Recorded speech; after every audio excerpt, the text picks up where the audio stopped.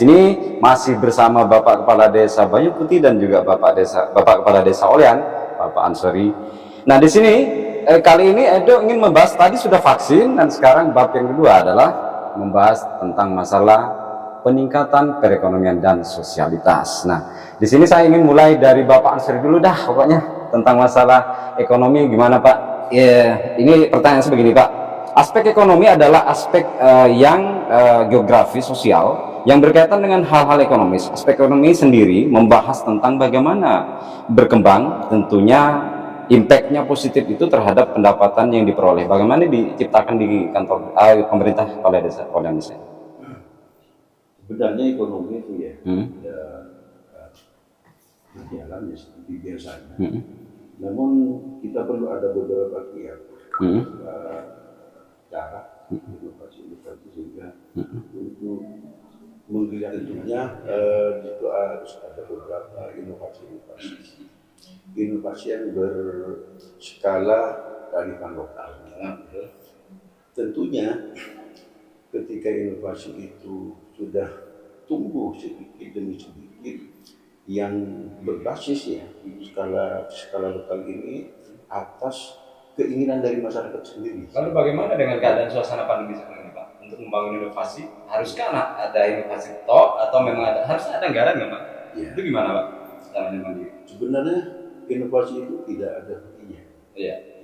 Inovasi itu bagaikan napas yang selalu dikeluarkan. Ya. Namun suatu keinginan yang kuat ya, yang didasarkan ya, atas kebutuhan di masing-masing masyarakat. Kemudian masyarakat itu melakukan beberapa langkah-langkah itu membicarakan bersama-sama ya. Kalau di Olean itu ada istilah rumah inovasi. Rumah inovasi itu di setiap dusun, di setiap RW itu ada satu. Jadi minimal satu kampung tangguh gitu ya, minimal harus ada satu produk unggulan gitu ya. Dengan masa pandemi seperti ini ya, inovasi yang berkaitan dengan ekonomi kreatif akan menghasilkan sebuah nilai penghasilan atau nominal. Tentunya ini tidak bisa lepas dari kebutuhan masyarakat. Nah, ini adalah merupakan tuntutan sebenarnya. Bagaimana tingkat ekonomi masyarakat minimal di tiap rumah tangga itu kan tidak terlalu terjerumus dengan adanya pandemi. Sehingga ini perlu ada beberapa motivasi langkah-langkah dari pemerintah desa. Ada penguatan permodalan, kemudian penguatan kelompok-kelompok masyarakat yang berkaitan dengan kegiatan ibu-ibu, sehingga akan tumbuh gitu kan ya, tumbuh kekuatan-kekuatan baru ya di tengah-tengah di kepala desa, pemerintah desa Olean maksud saya, itu masih untuk berinovasi Pak. Masih tanpa batas katanya inovasinya Pak. Terus berkarya walaupun di masa pandemi dan itu anggaran itu kan terbatas karena pandemi juga Pak. Nah, di Banyu Putih ini Pak, untuk menciptakan suasana atau sesuatu ekonomi dari Manoko tadi, bagaimana rakyat tetap tidak mengeluh, tidak menderita lah katanya gitu Pak. Ini gimana Pak di Banyu Putih yang dilakukan kiat-kiatnya Bapak? Yang pertama harus saya menyampaikan baik di forum apapun saya menyampaikan ekonomi ini kan yang mengendali juga dari pusat sampai ke daerah. Dari pusat, contoh ketika kita panen raya, pemerintah ekspor atau impor beras, hanya kita harga jatuh. Padahal pupuk ini mahal. Ketika juga jagung banyak, pemerintah juga impor jagung. Nah, kenapa saya sampaikan kebijakan ini juga tergantung terhadap pemerintah pusat. Kalau saya menyikapi seperti itu, kita dalam kurun itu adalah sama negara agraris atau desa agraris atau pertanian. sebaik apapun program kita, tapi tidak ada proteksi dari pemerintah, ini yang terkacau. Kenapa sekarang kacau? Udah kayak Odian, kayak kami di sini, kan ada pertebuan ya. Adiola mungkin padi. Ketika kami panen tebu, pemerintah impor besar-besaran. Ya. Apa yang terjadi? Ya, ini yang terjadi hancur. Nah, nanti juga saya menyampaikan ketika ada Pak Kasat datang ke Dandim, bagaimana pangan itu bisa terpenuhi. Saya menyampaikan, sebenarnya Bapak cukup di Jakarta, nggak usah sampai turun ke sini. Atur di sana, kebijakan di sana itu diatur. Artinya bagaimana impor itu disesuaikan. Kami bukan tidak mau impor, tapi disesuaikan. Kami di sini bergerak di bidang pergulaan. Butuhnya gula, kekurangan gula di Indonesia secara nasional, stok gula itu kurang 1,2 juta ton. Nah, tapi nanti kebijakan pemerintah impornya lebih dari itu, apa tidak akan mengganggu terhadap petani? Apalagi seperti sekarang, kita situasi pandemi, kita tidak boleh kemana-mana, kita dilarang oleh pemerintah. Ini kan juga akan berpengaruh. Contoh Lombok ya, sekarang kan rumah makan tutup semua.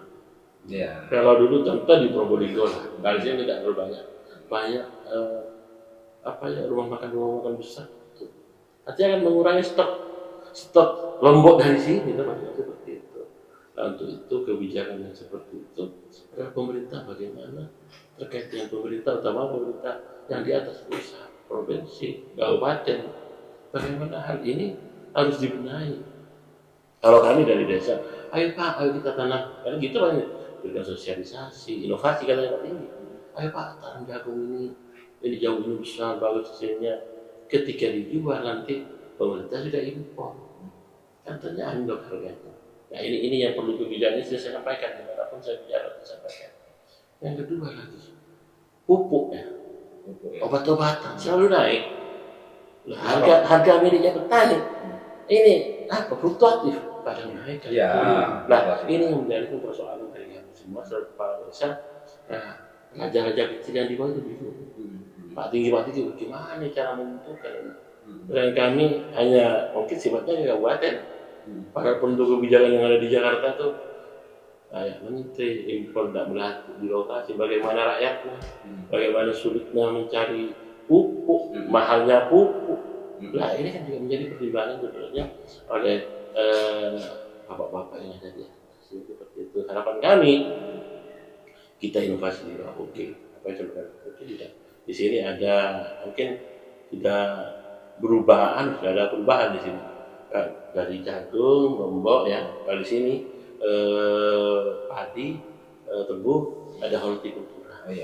Hortikulturanya ada melon di sini, ada semangka, terus juga di Ada banyak juga fenomena Pak yang terjadi di lapangan. Menurut riset dan juga pengamatan kami di sini, perekonomian itu tidak akan bertumbuh ketika selalu terkikis dengan adanya investor persawahan itu. Jadi tanaman-tanaman yang berkurang Pak. Nah, bagaimana sih pemerintah menyikapi ini? Selama ini ADRT dan juga undang-undang yang sudah diperkuat di situ, yang ada di sektornya Bapeda di situ. Ini kok hanya menjadi pembiaran? Investor masuk dijadikan perumahan, sawah terkikis Pak. Untuk sementara pemerintah untuk masalah program swasembada pangan ini akan dilaksanakan seluas-luasnya. Tapi sementara investor tidak bisa dihalangi, tidak bisa dilarang. Ini menurut Bapak bagaimana? Harapan saya kan begini, ada sebuah keseimbangan antara perumahan dengan pertanian. Karena terus terang saja ya, sekarang sudah 250 berapa atau 60 juta ya, ada penambahan dari itu dari penduduk ya. Paling tidak sekarang selaku petani, kami menyampaikan kepada petani harus ada intensifikasi. Yang dulunya 41 hektar dapat 10 juta, dengan intensifikasi bisa dapat 20 juta atau 30 juta. Nah ini yang dibangun seperti itu. Nah, sehingga ini kalau tidak berjalan apa yang disampaikan tadi, ini sudah lahan semakin sedikit, semakin sedikit ditempati juga manusia, kebutuhan sebuah pemukiman.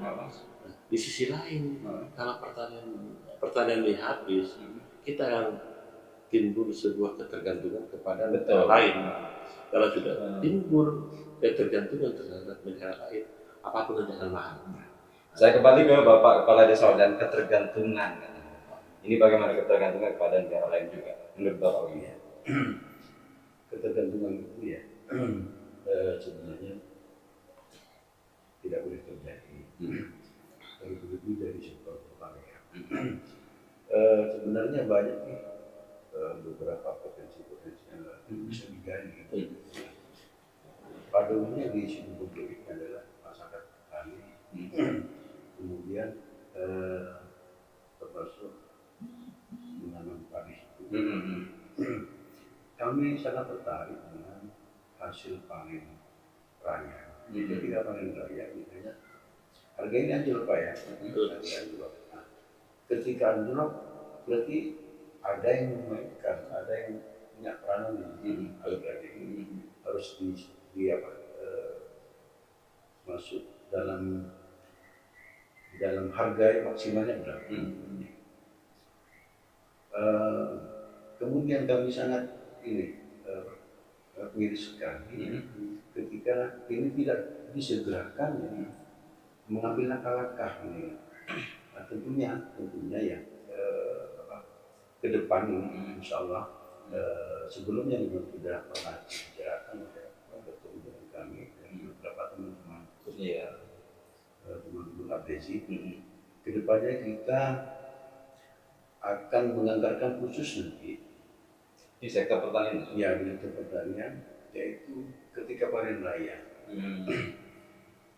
Kemudian ketika panen raya ini kita beli dulu. Nah, ya. Kita beli ya, ada BUMDes ya, kemudian BUMDes ini bisa kerjasama dengan kelompok-kelompok tani ya. Kemudian mau dijual kemana? Ya. Bahwa di Olian, di setiap desa ini ya, ada warung. Nah, pasar utamanya adalah warung. Maksimal nggak Pak selama ini warung itu? Maksimal. Ya. Seluruh desa di Kabupaten Bogor? Iya, maksimal. Makanya ini adalah pasar yang sangat strategis dan sangat disayangkan kalau ini dibiarkan. Sementara sampai sekarang ini siapa sih sebenarnya ya pengelola pendistribusi ya beras yang diisikan ke warung. Sekarang kami yang nggak tahu ya. Ini sangat disayangkan ya. Kalau ini kita lewati begitu saja. Lalu bagaimana dengan investor yang sudah berdatangan? Setiap tahun ini bertambah Pak, mengikis persawahan, mengikis lahan yang produktif seperti itu Pak. Nah ini terdegradasi Pak perekonomian. Jadi bagaimana menurut Bapak? Ya itu kan karena kebutuhan ya. Tentunya pemerintah daerah kan ada tim gitu ya, tim penyusun pengelola tata ruang tadi. Iya, tentunya di situ sudah ada aturan yang harus dipatuhi. Ya bang, mau gimana lagi? Aturan sudah ada nih Pak ya, adanya sudah jelas, di lebih sektornya sudah ada. Nah cuma implementasinya mereka nggak jelas. Itu menurut masyarakat yang ada di pertanian gitu Pak. Nah, ini harusnya pemerintah harus mensosialisasikan kembali atau merevisi atau bagaimana terhadap masyarakat? Ya sebenarnya ini ya harus saling nyambung dulu gitu kan ya. Kerja kita ini harus membuat tata ruang kota. Kepala desa diajak kerjasama ya BUMDes. Ini pembangunan pada tahun 2022 ini akan mengarah kemana? Selama ini pernah diundang Pak seluruh kepala desa untuk masalah itu? Kalau menurut hemat kami ya kami pernah diundang. Tapi ya atas nama kepala desa bukan atas nama desa. Selanjutnya ini dari terakhir ya Pak sama Bapak Joko ikuti kiat-kiatnya apa sih yang akan dilakukan untuk mendongkrak perekonomian di Banyu Putih ini? Apa Pak? Yang paling urgensi menurut sampean harus lakukan pertama kali? Yang pertama kali pemahaman kait dengan bibit unggul. Bibit unggul Pak? Iya ini harus. Karena kalau bibit yang lama kita tidak bisa bersaing. Begitu ya. Baik itu padi, baik itu jagung, baik itu semuanya lah. Itu tetap bibit unggul yang kita utamakan. Gitu. Yang kedua, bagaimana kita bersuara pada tanah seperti itu. Nah, kalau zaman dulu mungkin ada ketebalan semacamnya ya. Sekarang kan karena ada undang-undang perpres juga, Ya, perpres segala bebas tanam apa saja. Hanya kalau dulu ini dulu padi, habis itu jagung, enak dulu tuh kayak gitu ya. Ketika ada pola tata tanamnya seperti itu. Nah sekarang tidak ada juga itu. Kemarin saya mengusulkan, pada waktu zamannya Pak Bupati Pak Dadan dengan Pak Arul di dalamnya Kiseki ya. Saya kan diminta itu, gimana pendapatnya Bapak Desi? Kan itu karena itu Kiai, karena kita selama ini tidak diatur pola tata tanamnya. Jadi air kurang kan pola tanam juga kan begitu. Tidak baik juga gara-gara pola tata tanamnya juga. Loh, punya apa rezeki yang di tengah punya padi, pinggirnya semuanya tebu. Saya tidak bisa hidup begitu. Akhirnya saya juga diundang di awal diundang kayak gitu ya. Akhirnya saya juga itu menjadikan ya pengalaman kami ingin sampaikan bahwa kalau dulu Kiai ada kelembagaan kesepakatan. Artinya pola tata tanam itu satu bagi kita semua. Dan itu kan juga sekarang ditanami jagung. Kalau bisa ditanami jagung kurang bagus. Tanami umpama kayak kedelai atau nanti semongko apa itu kan tahu nanti mainnya seperti itu. Kalau monoton sama dengan orang begitu. Kalau minum apa namanya kopi terus mungkin harus diselain dengan teh gitu ya. Jadi harus ada implementasinya jelas. Iya, jadi ada inovasi-inovasi yang sampaikan oleh Pak Kais tadi, baik itu teori, praktek, terus inovasi. Sehingga kita mendapatkan hasil yang sangat memuaskan. Iya. Baik sahabat Bikoret, suara K26 Radio Olian. Barusan sudah banyak diskusi bervariabel ya dari dua kepala desa belum beberapa ya. Mungkin dari ladies atau dari teman-teman rekan-rekan radio yang akan bertanya mungkin diberi peluang waktu 5 menit untuk Anda sekalian di sini. Mungkin ada yang ditanyakan terkait aspek pertanian, mungkin ada unek-unek dalam benak atau imajinasinya. Monggo. Saya Pak mau bertanya. Iya. Barusan membahas masalah e-warung. Bagaimana caranya e-warung itu menyikapi terkait adanya e-warung yang nakal-nakal. Kemarin sempat viral lah beberapa kades, ada temuan-temuan e-warung itu berasnya juga jelek atau seperti apa. Untuk menyikapi seperti itu seperti apa? Ya baik, saya dimulai dari Bapak Kepala Desa Banyu. Terima kasih. Kami memang jaga ya. Apapun bagaimana itu haknya warga kami yang kurang mampu lah seperti itu kami jaga. Entah itu nanti beratnya, entah itu kualitasnya, kami jaga sesuai dengan speknya lah seperti itu ya. Sehingga apa yang diterima oleh masyarakat kami itu betul-betul sesuai dengan speknya. Artinya tidak ada apa-apa dan seperti itu kan ya. Ya. Juga timbangannya benar, tidak kurang kan itu. Kita timbang lagi. Ketika ada timbangan yang kurang, kami sih kembalikan nanti kepada penyedia barang itu. Tolong kembalikan aja. Jadi murni Pak ya, tidak ada permainan spekulan atau di situ ya. Atau spekulasi. Langsung saya telepon. Kalau saya bilang sama e-warung, tolong kalau ada kendala kurang berat atau spek beras tidak sesuai, itu tolong laporan kepada kami. Kami langsung kepada kadang-kadang kepada siapa tuh yang dari sosial itu ya. Mbak, ini sampai berasnya kurang bagus, tolong bukan kepada penyedianya itu. Karena selama ini kami kan kayaknya orang dalam tapi di luar orang dalam seperti itu lah. Ya. Apa yang Pak Didi tadi, kami mau tidak tahu tapi ya gimana lagi kalau di jalan seperti walaupun tidak tahu, kita harus tahu seperti itu. Jangan kan itu ada pepatah ya. Jarak sana jauh atau di ujung sana ada pohon ranting yang jatuh, Pak Tinggi itu harus tahu itu bahasanya mulai dulu bahasanya Pak Tinggi seperti itu.